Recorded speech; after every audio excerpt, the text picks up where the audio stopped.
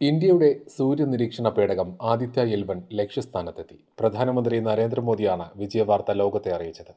ആദിത്യ-L1 നിശ്ചിത ഭ്രമണപഥത്തിലെത്തിയെന്നും ഇന്ത്യ മറ്റൊരു നാഴികക്കല്ല് സൃഷ്ടിച്ചെന്നും പ്രധാനമന്ത്രി എക്സിൽ പങ്കുവച്ച കുറിപ്പിൽ അറിയിച്ചു. ശാസ്ത്രജ്ഞരുടെ അർപ്പണബോധത്തിന്റെ ഫലമാണിതെന്നും അദ്ദേഹം വ്യക്തമാക്കി. ഇന്ന് വൈകിട്ട് 4 മണിയോടെയാണ് നിർണായക ഭ്രമണപഥ മാറ്റം നിർവഹിച്ചത്. ലോകത്തിന്റെ മുഴുവൻ സഹകരണത്തോടെയാണ് ISRO ബംഗളൂരുവിലെ ടെലിമെട്രി കേന്ദ്രത്തിൽ നിന്ന് ഇത് നിർവഹിച്ചത്.